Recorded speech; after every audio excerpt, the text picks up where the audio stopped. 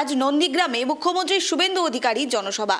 এই সভা মঞ্চ থেকেই তিনি জনকল্যাণ শিবির আনুষ্ঠানিক উদ্বোধন করবেন। মুখ্যমন্ত্রীর সফরকে কেন্দ্র করে এলাকা জুড়ে কড়া নিরাপত্তার ব্যবস্থা করা হয়েছে। রাজনৈতিক মহলের নজর এখন নন্দীগ্রামের এই গুরুত্বপূর্ণ কর্মসূচির দিকেই রয়েছে। নন্দীগ্রামে মুখ্যমন্ত্রীর সভা, জনকল্যাণ শিবিরের উদ্বোধন করবেন শুভেন্দু অধিকারী। অত্যন্ত গুরুত্বপূর্ণ খবরের দিকে নজর রাখছি। আজ নন্দীগ্রামে মুখ্যমন্ত্রী শুভেন্দু অধিকারীর এই জনসভা থাকবে। এই জনসভা মঞ্চ থেকে তিনি জনকল্যাণ শিবিরের আনুষ্ঠানিক উদ্বোধন করবেন। মুখ্যমন্ত্রীর সফরকে কেন্দ্র করে এলাকা জুড়ে কড়া নিরাপত্তা ব্যবস্থা করা হয়েছে। রাজনৈতিক মহলে নজর এখন নন্দীগ্রামে। আর এ নিয়ে কথা বলবো, টেলিফোন লাইনে রয়েছে প্রতিনিধি জাহাঙ্গীর। জানতে চাইবো মুখ্যমন্ত্রীর এই সভা ঠিক কি আপডেট উঠে আসছে? দেখো নিবেদিতা, কিছুক্ষণ পরে 11টা নাগাদ পূর্ব মেদিনীপুর জেলার নন্দীগ্রাম 2 নম্বর ব্লকে রেয়াপাড়াতে আজকে মুখ্যমন্ত্রীর কর্মসূচি আছে। বেশ কয়েকটি কর্মসূচি, তার মধ্যে অন্যতম হলো যে জনকল্যাণ শিবিরের তিনি উদ্বোধন করবেন এবং একটি সভা করবেন। যে সভাটা হচ্ছে সংবর্ধনা সভা সহ বিভিন্ন মানুষদেরকে কৃতজ্ঞতা জ্ঞাপন সভা, এই সভা করবেন। আর ইতিমধ্যেই কিন্তু এই মুখ্যমন্ত্রী সফরকে ঘিরে কিন্তু কড়া পুলিশি নিরাপত্তা চাদরে মুড়ে ফেলা হয়েছে। পুলিশ কুকুর দিয়ে বিভিন্ন জায়গায় তল্লাশি চালানো হচ্ছে, মেটাল ডিটেক্টরে তল্লাশি চালানো হচ্ছে।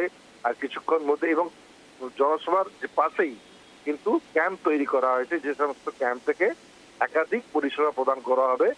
নতুন নতুন যে সমস্ত স্কিম চালু হয়েছে, যেমন আয়ুষ্মান প্রকল্প, যেমন অন্নপূর্ণা, একাধিক কিষাণ ক্রেডিট কার্ড সহ একাধিক প্রকল্পের এই ফর্ম বিতরণ শুরু হবে, ফর্ম ফিল আপ শুরু হবে একদম মঞ্চের পাশেই।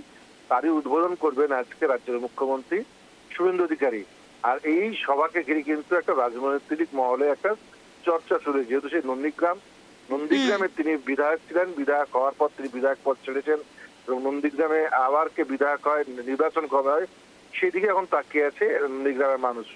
এটা একদমই তাই, তুমি যেমনটা বলছো, নন্দীগ্রামের বিধায়ক ছিলেন শুভেন্দু অধিকারী এবং তিনি নন্দীগ্রাম ছেড়ে দেওয়ার পরেও কিন্তু তিনি বলেছেন যে আমি নন্দীগ্রামের বিধায়ক না হলেও নন্দীগ্রাম তার প্রথম প্রায়োরিটিতে থাকবে, এমনটা জানিয়েছেন। আর সেখান থেকে জনকল্যাণ শিবিরের আজ উদ্বোধন। তোমার থেকে জানতে চাইবো সাধারণ মানুষের ঠিক কি প্রতিক্রিয়া, অর্থাৎ যেভাবে দেখা যাচ্ছে একের পর এক জনকল্যাণমূলক প্রকল্পের আজ উদ্বোধন করা হবে, ঠিক কতগুলো প্রকল্পের উদ্বোধন হবে এবং কিভাবে সেই প্রকল্পগুলো কাজ করবে?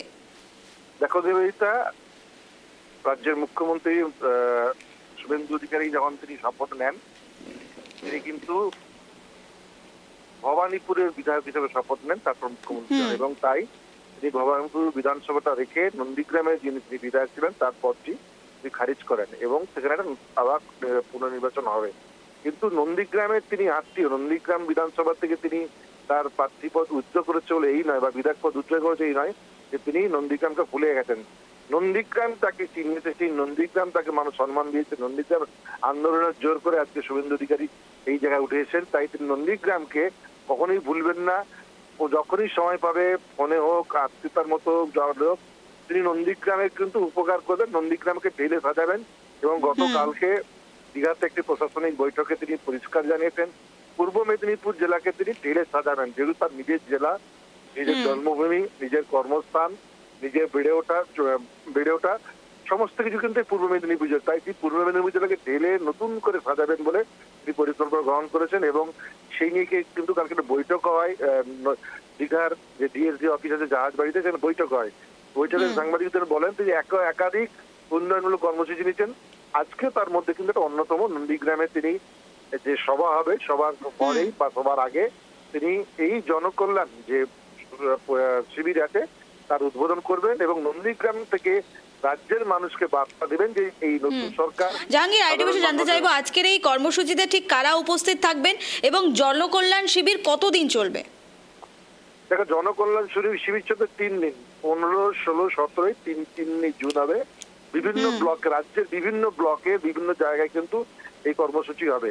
মূলত আজকের কর্মসূচিতে পূর্ব মেদিনীপুর জেলার যে মুখ্যমন্ত্রীকে নিয়ে যে 5 জন মন্ত্রী তারা থাকবেন, পূর্ব মেদিনীপুর জেলার সমস্ত বিধায়ক থাকবেন বলে জানা গেছে, এবং প্রশাসনিক আধিকারিক ডিএম, এসপি এবং রাজ্য পর্যায়ের সচিবরা থাকতে পারে বলে জানা গেছে।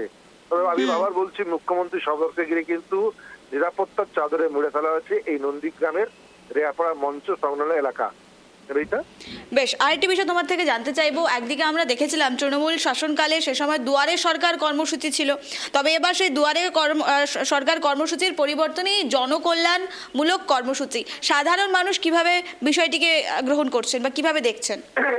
দেখো, যেহেতু আজ থেকে এই জনকল্যাণ কর্মসূচি শিবির শুরু হচ্ছে, যত বেলা গড়াবে, মানুষ যত ক্যাম্পে যাবে, সেখান থেকে তারা পরিষেবা পাবেন, তারপরে কিন্তু বোঝাবে। তারা কিন্তু প্রথমেই বলছেন যে ভালো উদ্যোগ, সেই শিবির থেকে যদি উপকার পায় মানুষজন, তার প্রয়োজনীয় কাজপত্র বা কাগজপত্র যদি মিটে যায় তাহলে খুবই ভালো। তাই তারা আশাবাদী যে এই সরকারও কিন্তু মানুষের পাশে থাকবে এবং উন্নয়নের যে ধারা সেটা অব্যাহত রাখবে। বেশ, ধন্যবাদ। অর্থাৎ যে খবরের দিকে আমরা নজর রাখছিলাম, আজ নন্দীগ্রামে মুখ্যমন্ত্রীর এই সভা কর্মসূচি, যেখানে জনকল্যাণ শিবিরের উদ্বোধন করবেন তিনি আগামী আজ 15 তারিখ এবং আগামী 16-17 তারিখ, অর্থাৎ 3 দিন এই সূচি চলবে, কর্মসূচি চলবে। আর সেখানে সাধারণ মানুষকে বিভিন্ন জনকল্যাণমূলক সুবিধা তুলে দিতেই কিন্তু এই উদ্যোগ সরকারের পক্ষ থেকে। বিভিন্ন বিষয়ে তারা আবেদন করতে পারবেন, যেমনটা আমরা জানতে পারছি স্বাস্থ্যসাথীর কার্ডের পরিবর্তে আয়ুষ্মান ভারত প্রকল্প এবং একাধিক লক্ষ্মীর ভাণ্ডার বা পরিবর্তে যেভাবে দেখা গেছে অন্নপূর্ণা ভাণ্ডার, এই ধরনের যে প্রকল্পগুলো রয়েছে সেখানে আজ এই প্রকল্পগুলোর সুবিধা প্রদান করা হবে বলেই এখনো পর্যন্ত সূত্র মারফত খবর। আর কিছুক্ষণ পরেই সেখানে পৌঁছে যাবেন মুখ্যমন্ত্রী শুভেন্দু অধিকারী।